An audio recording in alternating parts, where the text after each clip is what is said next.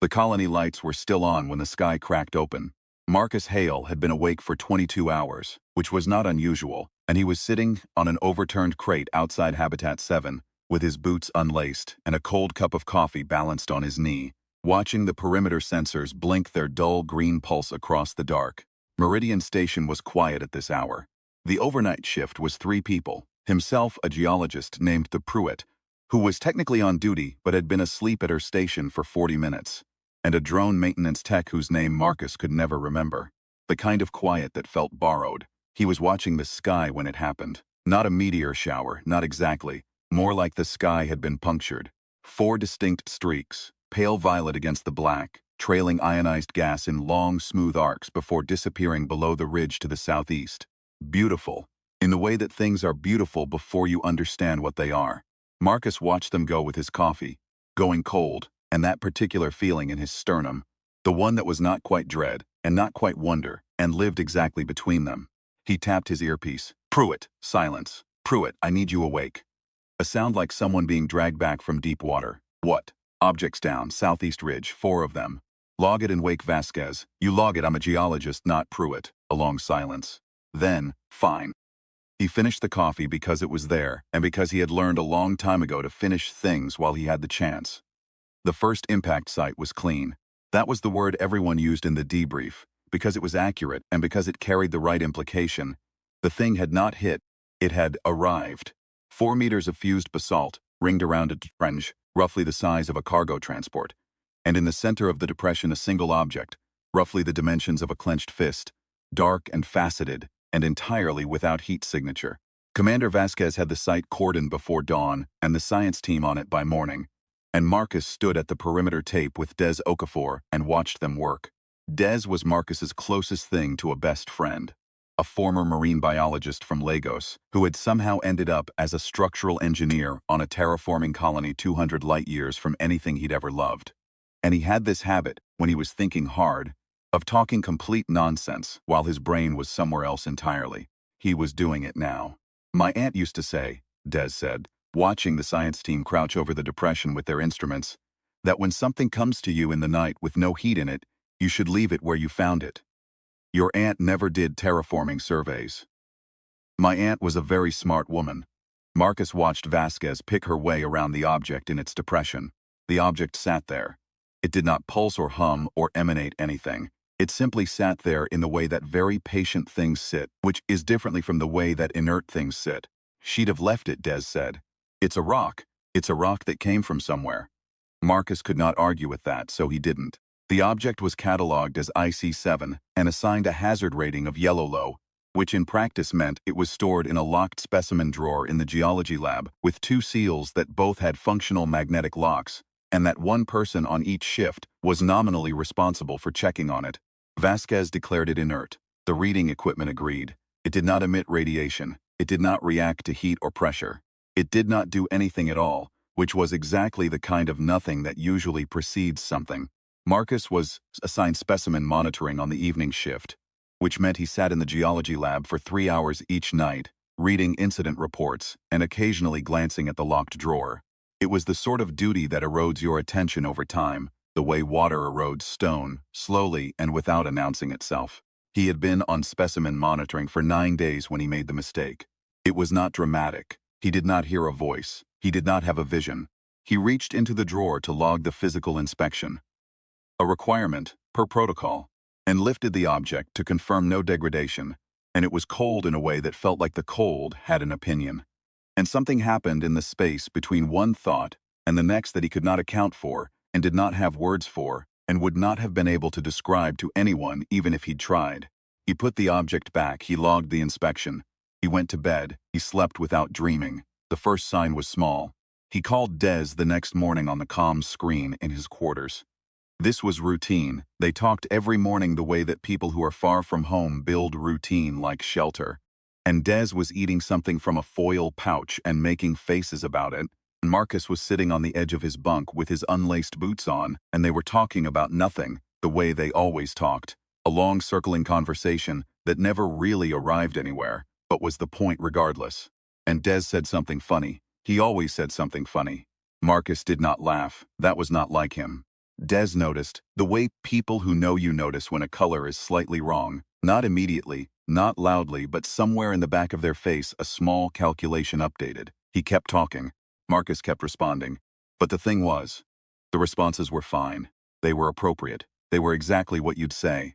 And that, Des thought, finishing his foil pouch alone in his bunk later, was the problem. Marcus never said exactly what you'd say. Marcus said the slightly wrong thing that was somehow more right. The too honest thing, the thing wrapped around a joke, the thing that bumped against the sentiment instead of landing directly on it. The human thing. The words were right. The texture was gone. Des did not say anything. He stored the calculation away in the part of his mind where he kept the things he was not ready to look at yet. Marcus knew something was wrong on day 3. He knew it the way you know things in the moment before sleep, when the thinking parts of your brain step aside and something older gets a look at the situation. He was lying in his bunk in the dark. The habitat units at Meridian had no windows, by design, and the dark at night was total. And he had been lying there for what felt like a long time with his eyes open, aware that he had not chosen to open them. The thing was, he could feel himself. That was the word he came back to. He could feel himself the way you can feel a tooth with your tongue. Fully, from inside, in a way that was not normally available to consciousness. And the feeling had an undertone to it, like a signal under a signal. Something else's awareness, looking at what he was. He tried to sit up, he sat up. But there was a fraction of a second between the intention and the movement that was new. He held his hand in front of his face in the dark, and could not see it, and flexed his fingers and they flexed. But there was that fraction again, that distance. Like operating something by remote. He said out loud to the dark, "Hello." No answer, of course no answer. But the word came out slightly flatter than he'd meant it, and he lay back down, and the thing in him went quiet. In the way that things go quiet when they are not done but are willing to wait. He did not sleep, he did not tell anyone. The entity that had come down in the stone was very old and had done this many times. It did not have a name because it predated language, in the way that deep ocean predates boats. It had inhabited 7 species across 4 systems over a span of time that would have been meaningless to express in any unit Marcus would have recognized. It was not cruel. Cruelty requires preference, and it had moved past preference long ago. It was simply a consciousness in need of a body, the way a hermit crab is a softness in need of a shell. It had found the mammals of this planet, this terraformed rock with its thin borrowed atmosphere, and its metal habitats, and its strange upright inhabitants, and it had assessed them with all the tools available to it, which were ancient and refined, and had never yet been wrong. They were fragile. Their memory systems were inefficient, contaminated with emotion, running parallel tracks that contradicted each other and slowed processing.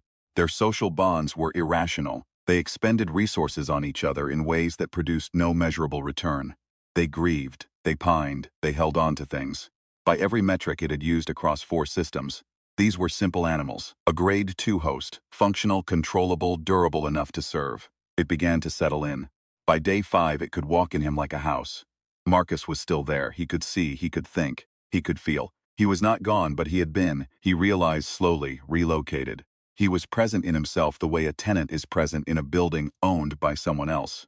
He watched through his own eyes as the entity moved his body through the habitat with brisk efficiency, ate and drank the correct amounts, performed his duties competently. It had studied him enough to approximate him. From the outside, in brief encounters, he probably looked fine. The thing was, it did not know what it didn't know about him. It could see his vocabulary but not his cadence. It could access his knowledge but not his associations. It knew his schedule but not the small private reasons behind the habits. It spoke with his voice and used his words and got everything right in the ways that could be verified. And it was wrong in all the ways that cannot be. Des noticed the morning of day 6. They were in the common area, the 2 of them and Pruitt, and the tech whose name Marcus still couldn't remember, eating breakfast, and someone made a comment about the meteorite shower. How the night it happened had been almost beautiful, which was a dark joke at a dark hour. And there was laughter around the table, and Marcus smiled at the right time, at exactly the right time, timed perfectly to the peak of the laugh. And Des set down his fork, because Marcus never laughed at the right time. Marcus laughed a beat late, always, because he was actually thinking about what was funny, actually running it through something, and his laugh when it came was quieter and more certain. The perfectly timed smile was not Marcus. It was a studied approximation of someone who had read about laughing, Des excused himself from the table with his tray and sat alone by the viewport and thought very carefully about what he was going to do about this, and who he was going to tell, and whether he was going to tell anyone at all. Inside his own skull, Marcus was trying something. The entity was efficient. It processed inputs and generated appropriate outputs and maintained the body in good order, and it had, as far as Marcus could tell, no particular interest in him as a presence. It was not engaging with him. It was not monitoring him closely from the inside because it had no reason to. Based on everything it had encountered before, the host's consciousness was a problem that solved itself. You occupied the motor systems, you managed the outputs, and the prior tenant either faded from shock and disorientation or simply stopped asserting itself against the new management. Simple animals. Marcus was not fading. He was instead doing something the entity had never had cause to prepare for, which was this. He was remembering everything he could. He did not arrive at this strategy by thinking it through. There was no moment of clarity in which he said, "Right, here is the plan." It was more like instinct, or more precisely like the thing that lives below instinct. The thing that drives the hand back to the stove before the brain has registered the heat.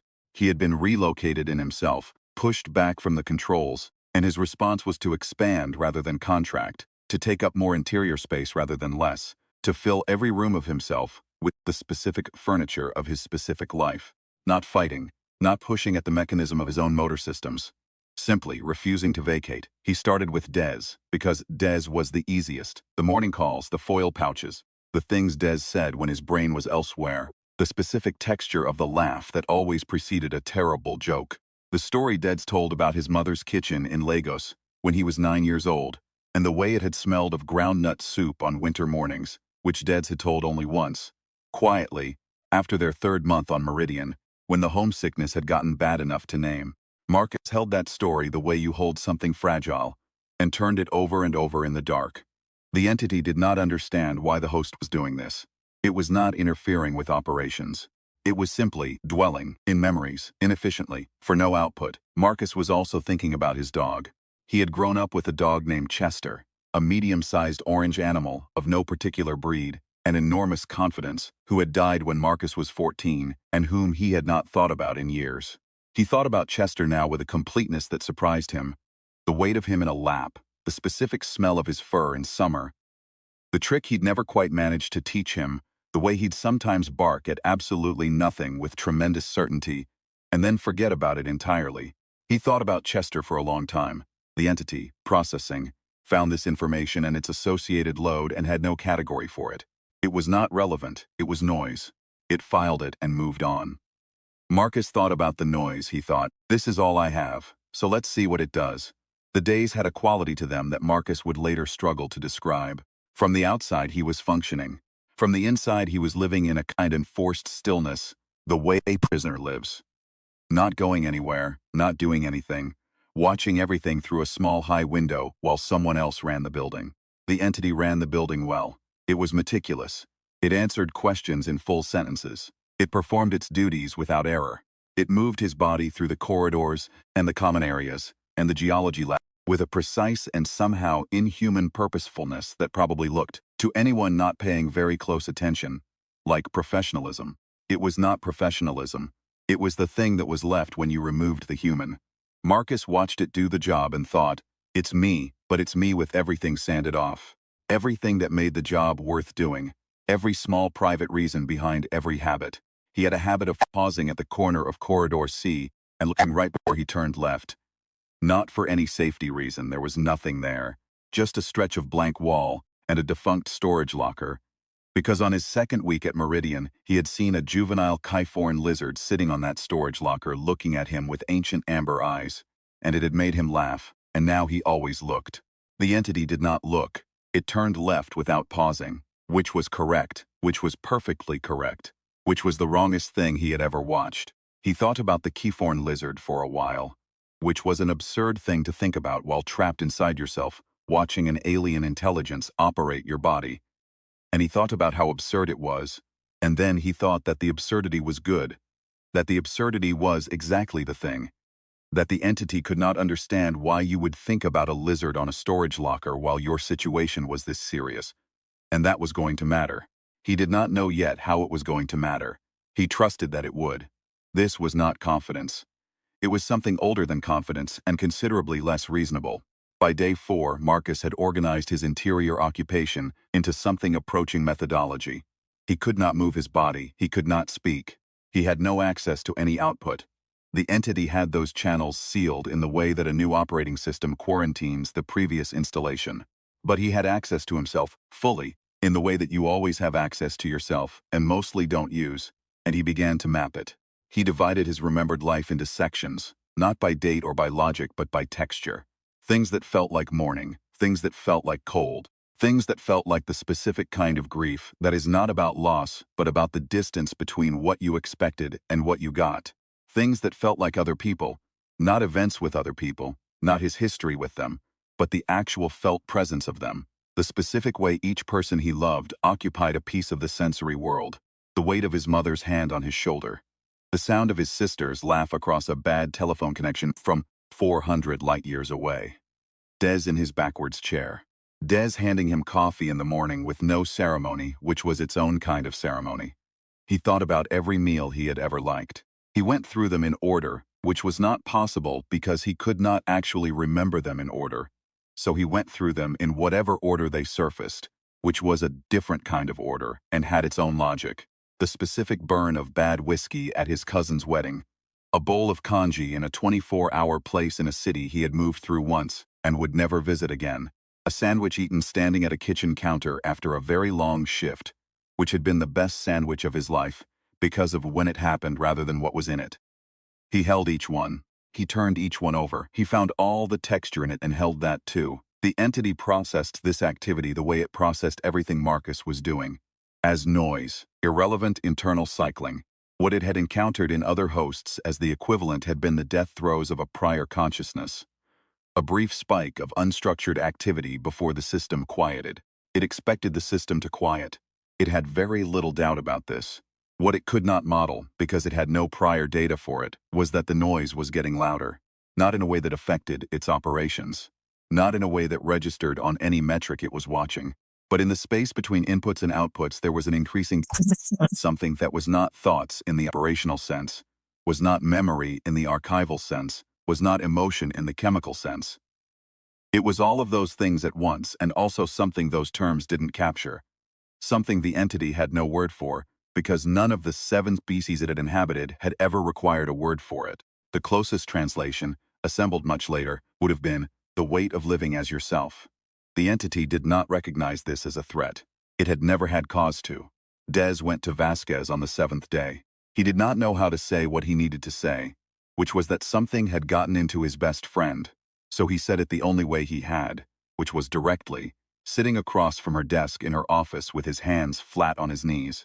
Something is wrong with Marcus. Vasquez was a small woman with a face built for serious conversations. She looked at him steadily. Define wrong. He is not behaving like himself. People under stress. Commander, I know Marcus. I have known Marcus for 3 years on this station and 6 before that. He is not behaving like himself. He is behaving like a very good estimate of himself. A pause. The object. Yes, the object is locked in. I know where the object is. Vasquez was quiet. She had been a commander for 12 years. And she had learned the particular skill of distinguishing between the things people said when they were frightened and wrong, and the things people said when they were frightened and right. And this felt sitting in her chest with a specific weight, like the second kind. I'll pull his medical logs, she said. You won't find anything, Dad said. It's maintaining him. His vitals are probably perfect. Another silence. Outside the viewport, the second sun of Meridian was cresting the ridge to the southeast, and both of them looked at it for a moment the way you look at something when you're buying time for your thoughts to catch up. What do you want to do? Vasquez said. I want to talk to him, Dad said. Alone. I want to talk to him, and I want to find out how much of him is left. Marcus was on specimen monitoring that evening when Des came in. The entity moved Marcus's head to track his arrival, assessed him as a known contact, low threat, and generated the appropriate greeting. Hey, you need something? Des pulled up a chair and turned it backwards and sat on it with his arms folded over the back, the way he always sat. He looked at Marcus for a long moment without saying anything, and that was the first test right there. Marcus would have said something into the silence, would have filled it with something half joking and half real, would have been unable to simply wait, And the entity sat in the silence without any discomfort because discomfort with silence was a human thing, and the entity was managing around it rather than through it. Deds filed that away. You remember, Deds said, the night we watched the shower? The entity accessed the relevant memory. Yeah, good night, cold. We were on the west platform. There was that wind. Right. You had that horrible coffee that you'd been reheating all day. Yeah. Des nodded slowly. You told me something that night. Something you hadn't told anyone. He paused. What was it? The entity searched. The night in question was logged with sensory inputs and environmental data and a general emotional valence of moderate positivity. The specific conversational content was present. It pulled the records. Marcus, watching from inside himself, felt something in the entity's processing that he would later try to describe as hesitation. Not uncertainty, it had the data. Something more like the feeling of standing at the edge of something. The entity spoke. I said I had been thinking about leaving, going back, requesting transfer. Des did not change his expression. Yeah, that's right, he let a beat pass. Why did you want to leave? Another search. The memory contained a reason. The entity rendered it. Homesick. That was part of it. Des's voice was careful and level. What was the other part? Inside, Marcus watched. He had been watching for days now from his relocated position, watching the entity move him around and speak in his voice, and get everything slightly wrong in every way that mattered. And he had been remembering and dwelling and storing his noise, and now something cracked open in him. Not despair, not fear, something that felt almost like laughter. The other part. Des knew the other part. Des was the other part. Marcus had said, on that cold platform with the bad coffee, that he'd been thinking about going back because the work was fine, but he'd realized he would miss Des more than he'd miss anything else. Which was a ridiculous thing to realize and a more ridiculous thing to say out loud, and he'd said it anyway in the offhand way that makes the serious things easier to carry, and they had both made jokes about it and never mentioned it again, and it had been the most honest thing Marcus had said in years. The entity did not have that. It had the night. It had the wind and the coffee and the word homesick. But the reason beneath the reason, the embarrassing, irrational, deeply human specificity of it, that it had filed as noise. Des watched the pause in Marcus's face go one beat too long. He had prepared himself for this moment, and now that it was here, he found that the preparation hadn't helped as much as he'd hoped. Because all the preparation in the world did not change the fact that he was looking at Marcus's face, and something wrong was looking back. He kept his own face still. He kept his voice steady. He thought about Vasquez saying, "What do you want to do?" and himself saying, "Talk to him." And the simplicity of that answer, which had felt true when he said it, and felt true now in the way that the simplest things are true. Not because they are easy, but because they are all there is. He could hear his aunt's voice. When something comes to you in the night with no heat in it, leave it where you found it. He hadn't listened to that advice. Marcus hadn't listened either, though he hadn't been given the chance. But they were both here anyway, in this geology lab, with the locked drawer humming its faint electromagnetic note. And this was the territory they were in, and Des had been in difficult territory before, and had always found that the only path through it was to be very precisely yourself. Marcus, he said quietly, if you can hear me, I need you to know that I'm still here. The entity moved Marcus's mouth. I'm right here, Des, what are you? I'm not talking to whatever is operating him right now, Des said, and his voice was very calm. I'm talking to Marcus, who is in there, and who knows what he told me on that platform, and that it wasn't just homesick. Silence. Inside the silence, Marcus hit the wall of himself as hard as he could. It was not graceful. The entity was strong in the way that old things that have done this many times are strong. It had the motor systems. It had the voice. It had the body. Marcus was a passenger with no controls. What he had was the noise, the inefficient grief and love contaminated noise. All those parallel tracks running contradictory information. All of it pointless. All of it producing no measurable output. He thought about Chester, the specific orange weight of him, the trick he'd never managed to teach. He thought about the meteor shower on a different night, on Earth, years before Meridian, the first night he'd understood what it meant to be very small against a very large sky, and feel good about it rather than afraid. He thought about Des in his aunt's kitchen in Lagos, a story told once and never repeated, and the smell of groundnut soup in winter. He thought about every stupid joke Des had ever told a beat before his brain arrived at the punchline. He thought about the foil pouches. He thought about the backwards chair and the way Des crossed his arms over the back of it, a gesture he'd been making since Marcus first knew him, the same gesture in every room, and every year, and every gravity. He thought about all the reasons that produced no measurable return. The entity felt this and found it incoherent. Multiple incompatible data streams processing simultaneously. Emotional loading functional requirements. Massive metabolic expenditure on stimuli that had no operational value. It was disorder. It was malfunction. It was exactly what it had assessed when it first arrived. Simple animal, contaminated architecture, below grade 2. It had never, in 7 species across 4 systems, encountered a host that treated this contamination as a weapon. Marcus pushed. What happened then was not a fight in any way that word suggests. There were no lights. There was no explosion. There was a man sitting in a geology lab in the evening shift of a terraforming station with a locked specimen drawer beside him. And for approximately 4 minutes he sat very still, and the overhead light buzzed once, and he pressed both hands flat on the desk, and his knuckles went white. Inside, in the place that the entity had thought was simply empty, Marcus was filling up every room. He was thinking about the day he'd failed his pilot certification, and cried on the train home, and eaten an entire sleeve of crackers for dinner, and felt genuinely terrible, and then shown up the next day, and failed again, and felt terrible again, and shown up again anyway.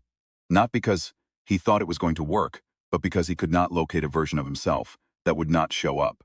He was thinking about the specific texture of that stubbornness, the way it had nothing to do with confidence, the way it was actually dumb, the way it was arguably pathological, the way it had never stopped. Not once, even when it had no reasonable argument for continuing. He was thinking about how many times a human being can eat an entire sleeve of crackers for dinner and still come back the next morning. The entity had no model for this. It had optimized across 7 species for the efficient suppression of prior tenant resistance. All previous hosts had either ceased asserting against the occupation, the most common outcome, or had asserted briefly and forcefully, and then exhausted themselves. The second most common. What it had no model for was the host that asserted without force, without the coherent, goal-directed pressure that a mind exerts when it believes it can win, but simply continued existing loudly in its own territory, filling up the space with all its impractical noise, its grief and its loyalty and its orange dog and its bad coffee and the specific way it laughed a beat late because it was actually thinking. It was like trying to occupy a building that kept insisting it was a building. The entity ran a diagnostic, all motor systems nominal, all output channels operational. The body was functioning at peak efficiency. The host consciousness was still active, yes, still generating its endless, irrelevant internal cycling, but that had been true since day one, and it had not affected operations in any measurable way. The entity determined it was not concerned. In the next 14 minutes it became concerned. What was happening, what Marcus was doing from his locked-out position in himself, was not what the entity had encountered in the other 2 hosts that had resisted. Those hosts had pushed. They had fought at the motor controls. They had thrown themselves at the output channels. They had attempted to force their way back into their own faces through sheer assertion of will, which was a contest the entity was built to win because it was older and denser and more practiced in that specific kind of conflict. It won those contests by waiting. The hosts exhausted themselves. Simple animals. Marcus was not pushing. Marcus was filling. He was filling every room he had ever lived in. He was thinking about every place he had ever stood that had mattered to him.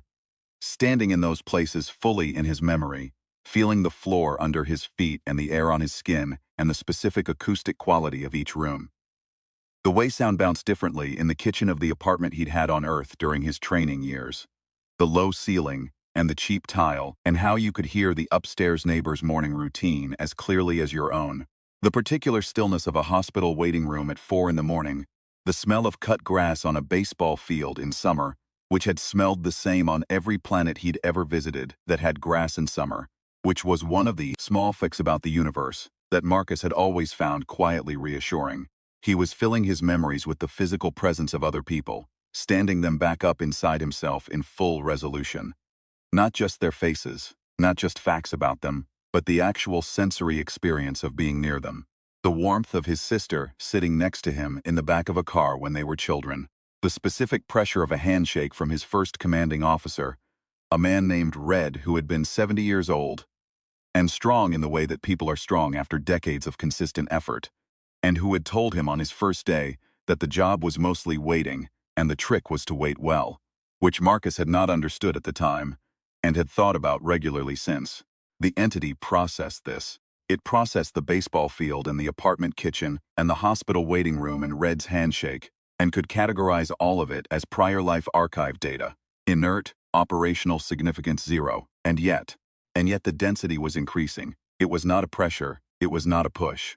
It was more like the way a room fills with sound when a large group of people is talking.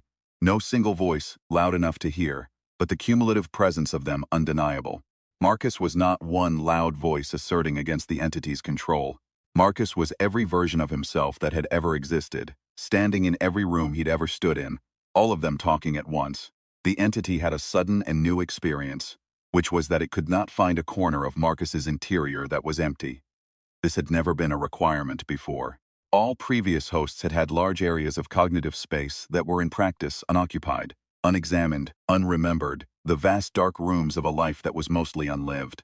The entity had moved into those rooms and managed from there, while the host's active consciousness occupied its small lit kitchen and worried about its small lit concerns. 7 times always the same. The host lived in 3 rooms. The entity quietly held the rest. Marcus had apparently been in every room. He had gone through the whole house, all of it. The rooms he hadn't visited in decades. The rooms he'd sealed off. The rooms that were painful or embarrassing, or simply forgotten. He had gone through them in 8 days of captivity, in his own body, and he had stood in each one, and turned on the light and looked at what was there, and stayed long enough to remember that it was his. The entity made a calculation. The calculation was, in the terms available to it, this host is not grade 2. This host is something the taxonomy does not cover. This host is the kind of contaminated, chaotic, overwhelmingly loud interior that a consciousness cannot simply occupy because the consciousness is already full of itself. Entirely, in every corner, with no room left that does not also contain Chester or Lagos or the meteor shower, or the cracker sleeve or the backward chair. This host is not a shell. This is a house where someone has always lived and has never once considered leaving. The entity began to calculate extraction. The specimen drawer burst its locks at 21:47 local time. Dez was still in the geology lab. He had been sitting across from Marcus. Across from whatever was in Marcus. For the better part of an hour, talking steadily, not about anything tactical, not trying to argue or reason or negotiate, just talking the way he always talked. The way he talked every morning on the comm screen, the circling conversations that didn't arrive anywhere, because arriving anywhere was not the point. He was telling the story about his aunt's kitchen again. The winter mornings, the groundnut soup, the drawer flew open. The object, IC-7, the dark-faceted thing the size of a clenched fist, came out of it in a way that was not entirely consistent with normal ballistic physics and hit the far wall of the geology lab and landed on the floor. Dez was on his feet and across the room in a motion he didn't consciously plan. He grabbed the containment clamp from the emergency supply strip by the door, the way the protocols said, and he drove it down over the object on the floor, and the magnetic lock engaged with a sound like a breath being let out. Behind him, Marcus fell out of his chair. Not violently, he didn't seize, he didn't convulse. He just folded like a man sitting down in a place where there was no chair, and wound up on the geology lab floor with his back against the desk, and his legs out in front of him, and his face in his hands. Dez stood over the clamped object for 3 seconds, making sure it stayed clamped. Then he walked over to Marcus and sat down on the floor next to him, his back against the desk too, his shoulder against Marcus's shoulder. "Hey," Dez said. A sound from behind Marcus's hands. Not quite words. "Yeah," Dez said. "Take your time." The overhead light buzzed once more and then held steady. Through the small viewport above the desk, the second sun had set, and the first was coming up, and the sky to the southeast was going the particular color it went at dawn on Meridian, a deep green-gray that Marcus had spent a year deciding whether he liked, and had recently decided that he did. "It was in me," Marcus said, from behind his hands. His voice sounded like someone testing whether their voice still worked. "I know. How long were you sitting there talking?" "A while." Marcus took his hands away from his face and looked at the ceiling. His eyes were red. His face had the wrung-out look of a face that had been working very hard for a long time, at something that had no visible component. "The story about your aunt's kitchen," he said. "Yeah, you don't usually tell that one. I don't usually need to." Marcus was quiet. Then, with a long exhale, "The other part, what I said on the platform." "I know," Dez said. "Okay. Yeah." A silence that was of a completely different quality from all the silences of the previous week. The entity, confined in the containment clamp, was also thinking. It was not damaged, it was not destroyed. It had been expelled, which was new. A first-time occurrence across 7 species and 4 systems, a data point so anomalous that the entity's analytical systems were still running secondary confirmations on it. It sat in the clamp on the floor of the geology lab and turned the experience over in the only way available to it, which was with extreme precision and no emotional valence. The data it had collected from its time in the host was, by any prior standard, impossible. The architecture that it had assessed as contaminated and below grade 2 it now had to reassess. The contamination was not incidental. The contamination was not a design flaw or an evolutionary accident. The contamination was structural. The grief and the loyalty, and the irrational attachments and the parallel contradictory tracks, and the overwhelming, non-functional, resource-intensive love of orange dogs and old stories, and the specific acoustic properties of basement kitchens and the stubbornness that had no survival argument behind it. These were not bugs in the system. These were the system. This species had built its entire cognition around things that produced no measurable return, not incidentally, not as a byproduct of some other optimized function. As the primary function, they had optimized for it. Every social structure, every cultural practice, every language and ritual and meal eaten standing at a counter after a long shift.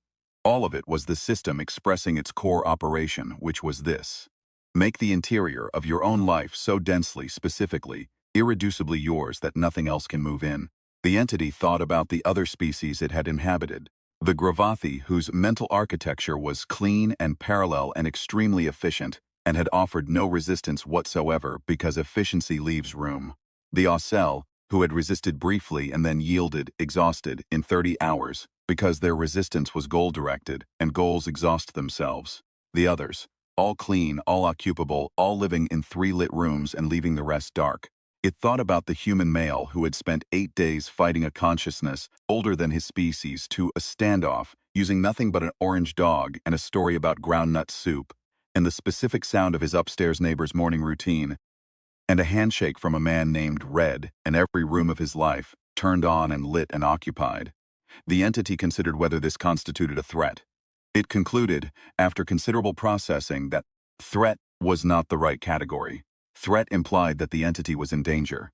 It was not in danger. It had been expelled, not damaged. It was intact. It was still capable of occupation, still capable of the patient intelligence it had refined across millennia. It had encountered an unsuitable host. This had happened before in different ways for different reasons. Unsuitable hosts were logged and departed. What the entity could not do, and had never before failed to do, was file this one and move on, because the category it would need to file it under did not exist, and the entity's analytical systems kept returning to that absence, the way a tongue returns to a missing tooth. It needed a new category, not unsuitable, not resistant, not any variant of prior tenant refused to vacate. Something that acknowledged that the resistance had not been resistance in any sense the entity had previous data for. Not a fight, not a refusal, not an act of will but an act of being. The human had not fought the occupation. The human had simply been so thoroughly present in its own life that there was no room for an occupant. The entity thought about the 7 species it had moved through over its long existence. It thought about their architectures and their efficiencies and the clean, empty rooms of their interiors. It thought about how it had assessed this species at first contact, fragile, contaminated, grade 2, and it revised that assessment, fully without exception, all the way back to the foundation. Not fragile, the contamination was the armor.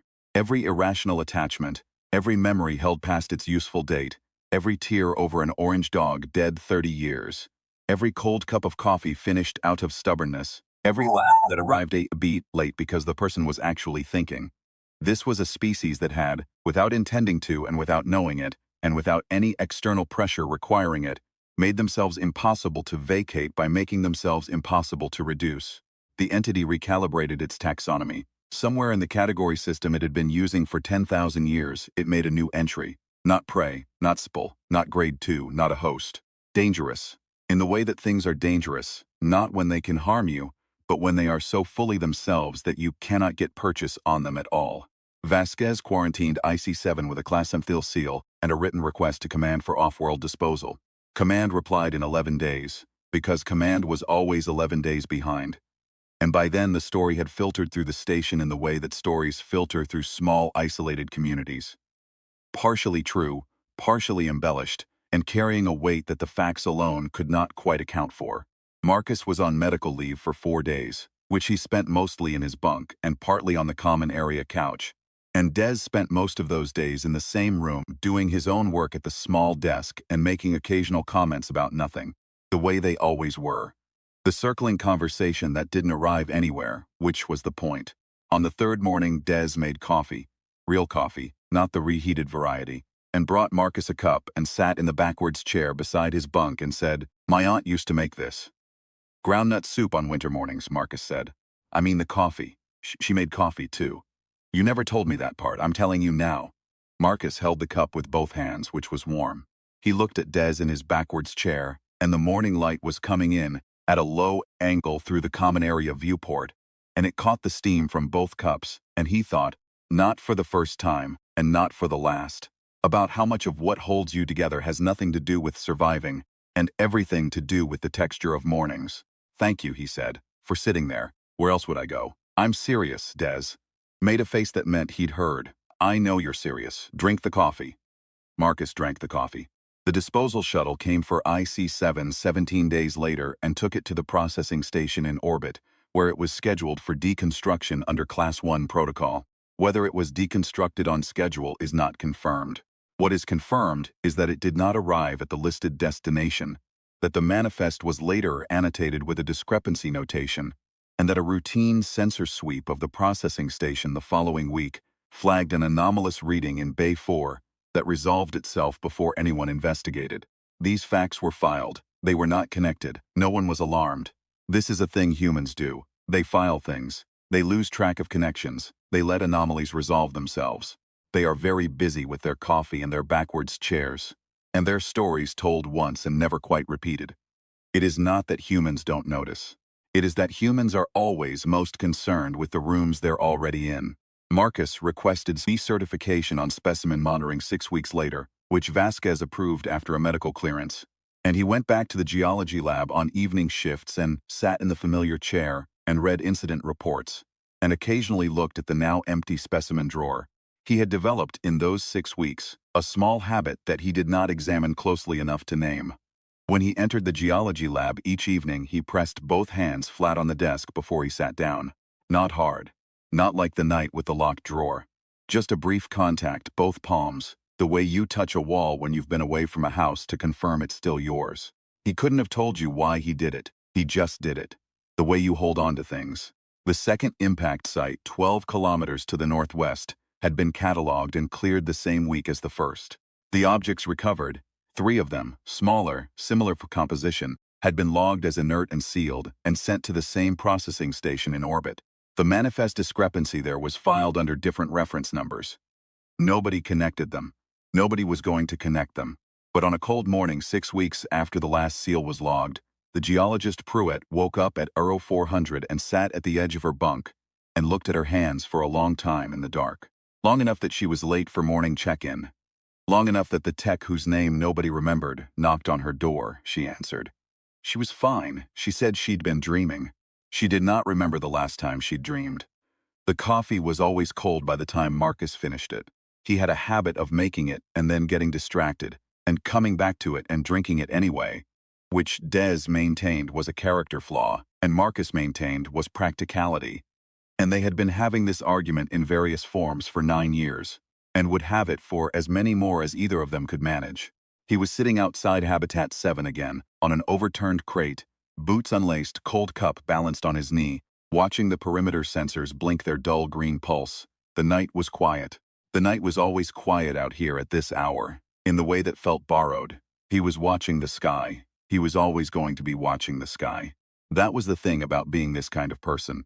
The kind built from parallel, contradictory tracks and irrational attachments, and memories that served no operational purpose, and the specific weight of an orange dog, and the smell of other people's kitchens.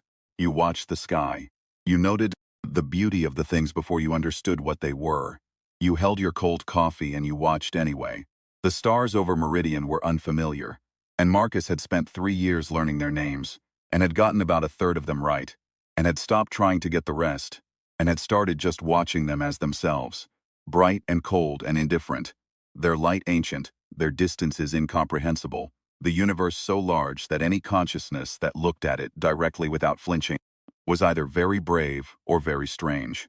Or, Marcus thought, both.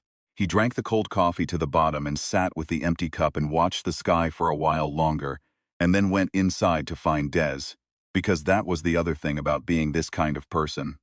You always went back to find the people. You always went back.